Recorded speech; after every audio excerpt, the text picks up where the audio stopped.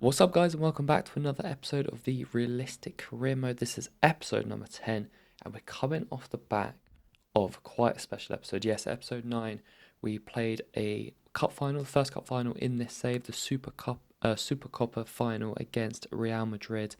It was a dramatic game. We brought you extended highlights. It went all the way to penalties, such a back and forth game. Even the penalty shootout was back and forth. Real Madrid had the chance to win it through Vinicius Jr. He missed. We then scored, and then Real Madrid missed again, and we won the shootout. We won the cup. First bit of trophy, first bit of silverware in this save, and couldn't be happier. It was a great game. It was stressful to be a part of, but really enjoyed bringing you those extended highlights. We're going to return to league action today, as we look at we had a couple of offers. Osasuna came in for DeMarcos. He just signed a new contract, so I didn't think that was realistic to send him off. We also saw that Ceballos' injury was for 2 months. Now, we are dealing with quite a lot of injuries at the moment, but as you would have seen in the first episode, we have bumped up the injury rate and injury severity to boost the realism, because I feel like in a career mode, in a regular one, you don't get that many injuries, maybe like one major one a season. I just don't think that's very realistic. So as annoying as it is to deal with, it's good. It's part of the game. It's realistic. It's a challenge, you know. It makes you use fringe players, youth players, players that you wouldn't expect to use. So it's important to lean on those, and again, it just makes it feel a lot more realistic. We also had another offer in for Nico Serrano, our young winger from Wolfsburg. Felt like it was a bit unrealistic to send the young Spaniard over to Germany.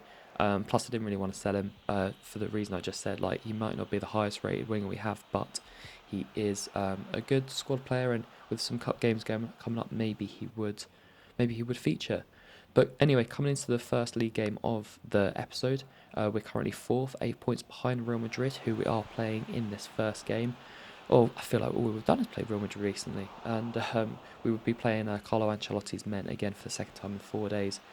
2 changes from the team that won the cup final. One enforced Herrera in for Ceballos, and Uri comes in for Martinez. That one was just because Martinez was a bit tired, wanted to give him a bit of a break. The veteran Luka Modric would open the scoring just 4 minutes in. I think Simon could have done better, but on the other hand, Thibaut Courtois probably could have done better with the equaliser, and Herrera getting his second Bilbao goal since return. His second Bilbao goal in 4 days. His second Bilbao goal against Real Madrid in 4 days. Yes, we would equalise, but the lead wouldn't last too long. Real Madrid go down the other end, and Benzema would just cushion this ball into the net to give Madrid a 2-1 lead, to give the leaders a 2-1 lead. Muniain did get the assist as well for Herrera's goal, yet another assist for him. And, well, he would provide yet again. We would equalise just before half-time. Muniain to Inaki Williams. It's just inevitable, these two. The most deadliest duo I've seen on FIFA. Muniain's assist, Inaki Williams' run, and I want you to look at this run as well that Williams made, the way he curved that run, and in injury time in the first half, we would take the lead once again in a topsy-turvy game. It's becoming quite a theme against Real Madrid. High-scoring games, back-and-forth games. Inaki Williams gets 2 goals in 5 minutes, and we would lead 3-2, and that was his 27th goal in 21 league games for Inaki Williams. Incredible. The guy can't be stopped. Going into the second half, Benzema with an audacious lob. It was cleared off the line. A great clearance and then a good save from the keeper. Uri, actually, when he went up to block the header, stayed down. He did stay down. Real Madrid played on. A bit controversial maybe, but it wasn't a head injury, so I guess Real Madrid had every right to play on. I love this. They gave it the 3-angle replay as Uri is just laying on the floor. It's a great finish from Hazard. I'll be honest, it was top bins. And Simon stopped Real Madrid, stopped the lead changing for the 3rd time this game with a very impressive save. Valverde looking for his 3rd goal for us in four days. I thought I'd add this in. Nico Melamed got a yellow card for this. I thought not only was it not a foul, it was actually a clean tackle as well. Bit weird, but yeah, there would be that man Valverde again. He just loves turning up against us. Forces another good save from Simon off his weaker foot. As we're entering just under 10 minutes to go, another save from Simon. The visitors looking to get a bit of revenge after we beat them in the league in their home ground and then beat them in the cup final just 4 days ago. Mendy with an incredible volley, by the way. Ferland Mendy, the left back, This would have been a worldie. I would have held my hands up and gone, you know what, fair enough. Look at this effort. Off the top of the bar, Simon beaten for, which is a rarity this game. But with a couple of minutes to go, it felt like there would be one more chance, even though Madrid had been dominating the second half.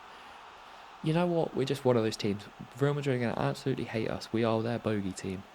Munayin, captain fantastic, 2 assists in the game, gets played through one-on-one, and he just dinks Courtois so calmly, so coolly, and that would give us the win. It would look like 4-3. Look at this man. Look how calm he is. Real Madrid had chances, they didn't take them. Simon kept us in the game. They hit the woodwork. We went down the other end with a couple minutes to go, and the captain would score what would be the winner. We would head away a corner. Melamed gets it away, and that would be full time. 3 games against Real Madrid, 3 victories, and they might win the league this season. But for some reason, we've just had their number. We have absolutely had their number. 4-3 victory. Munayin, absolute great performance once again. A goal and 2 assists. 14 assists in 21 games, I think it is for him. And another thriller against Real Madrid. What can we say? Or can we play them every week? The fans were chanting, can we play you every week? That obviously would bump our European hopes up. We are in a tight little battle for Champions League football, and every point counts, as we see here. Yerai's injury, 7 months. The guy is out for the rest of the season. That's a tough one to accept. Luckily, he's not our top scorer, our top centre-back. But, still frustrating. Couple days left in the transfer window. Maybe we'll have to bring in another centre-back. Who knows? Second game of the episode versus Vallecano, who were in the bottom 3, I believe, going into this game. We were the league top scorer with 69 goals. And we won the reverse fixture of this 2-0. Martinez back into the starting 11, replacing the injured Yerai. He would have come back in anyway. We just gave him a rest against Real Madrid. But that change was enforced. And early doors, Nico Melamed, this guy really growing into the team, growing as the season goes on, would make it 1-0 with a great finish, his 6th in 19. But the hosts would equalise half an hour in. An emphatic finish. And it's the CDM, Pathé, I think, scoring his 4th goal of the season. And he would level the scores 1-1. But not for long. We would take the lead once again. Roles reversed. Normally it's Ike Munayin feeding Inaki Williams, assist leader to goal scoring leader. But it was the other way around. Williams feeding Munayin, and the captain would get his 2nd goal of the episode to put us 2-1 up. There was a bit of a weird one there. You would have seen Vallecano attempted a cross in, and Simon saved it. He actually tipped it onto his own post. That could have been embarrassing. Vallecano would find the equaliser into the second half. A nice little drilled finish. They to be fair, they turned it up. They turned it up in the second half. I'm not. Maybe I thought I would just cruise to the victory, considering Vallecano's position, considering our form. That was poor from me. You can never underestimate any opponent. You can never write off any opponent. And Vallecano would emphasise their point here. Sergio Guardiola scoring his 2nd goal in 15 minutes to turn the game on its head and give the hosts a 3-2 lead. We would have a chance right at the end. Quick free kick taken to Inaki Williams. His shot forces a good save from the Vallecano keeper. And it was just, one of those games in the second half where I guess we took our foot off the pedal. Maybe the amount of games caught up to us, but I don't really want to use that as an excuse, because we should have been putting this team away, should have been putting them to the sword. And it's games like this, we beat the top side like Real Madrid and then lose to a team in the relegation zone like Vallecano. That's why we're not competing for the title this season. And it's a disappointing loss, a first loss in 5 games in all competitions. But the stats, you would have seen the stats there as well. They show that they dominated. Vallecano deserved the win. They're battling for survival at the moment as we're looking to close off the month of January. And they're battling for their survival in La Liga, whereas we're battling for European football. It's pretty poor from us at the moment. But we need to find the consistency in those games. It's all well and good beating the big teams, but if we can't beat the smaller teams, we need to find that consistency. As we see an offer coming from Levante for our right back Luc Lecure. He's a fullback. He's quite he can play a different number of different positions. Could see this move happening. He doesn't play that much for us, and going to a Spanish team in the top division is quite realistic. However, because of the injury crisis, I did want to keep him in the team. So a transfer I could have seen happening. Maybe if we didn't have those injuries to Yerai and so on, maybe would have sold him on. But yeah, I thought we'll just keep him in for the team for now. He might be one that I get rid of at the end of the season. Who knows? As you would have seen, we had another offer this time from Italy, Cagliari, offering a bit of a ridiculous offer. I'm not going to lie.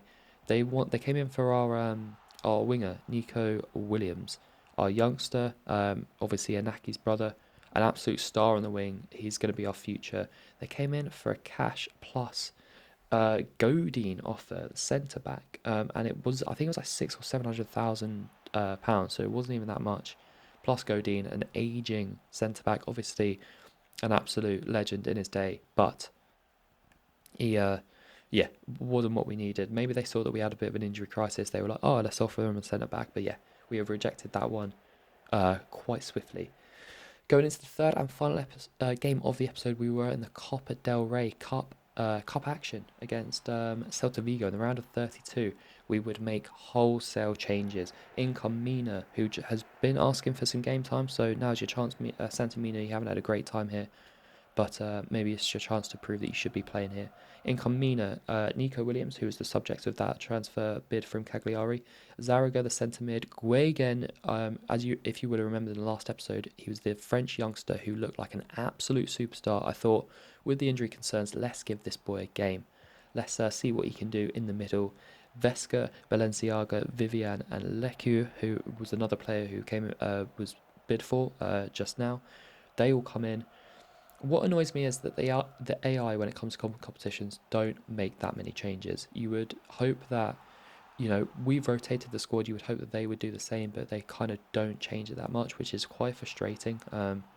But they kind of basically play their starting 11 minus maybe one or two changes. But yeah, just wish it would be a bit more realistic and they would make some more changes. As you can see in the game, yet another crazy game, 3-3. But our debutant, our absolute superstar in the making, Guegen, the French centre mid, scored 2 goals in the first half. He also got an assist for Melamed, scoring a nice little third solo goal. 2 goals and assists from the youngster. An incredible debut. He did pick up a knock, but what a debut from this man. Both goals on his weak foot as well. Unbelievable.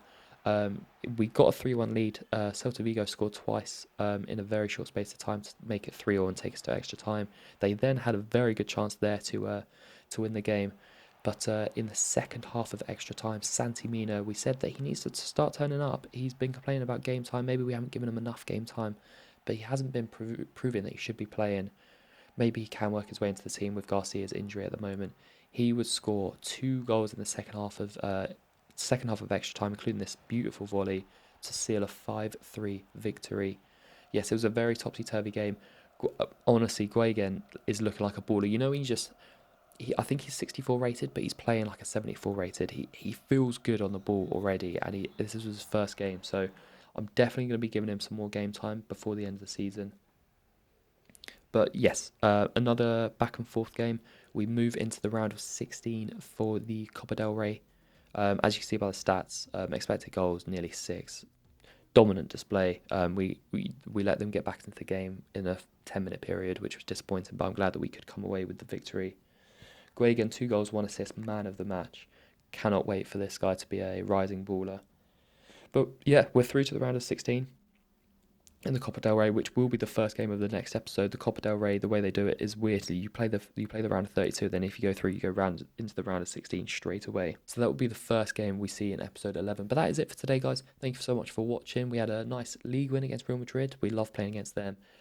A league defeat against Vallecano, a bit of a humbling, bit of a brought down to earth result, and then a nice cup win against Celta Vigo in the Copa del Ray with a debut from an incredible debut from our youngster Guegen. But yeah, that will be all for today's episode. I hope to see you on the next episode. Drop a like if you enjoyed the video. Stay safe, enjoy your days, stay hydrated, and I'll catch you soon. Peace.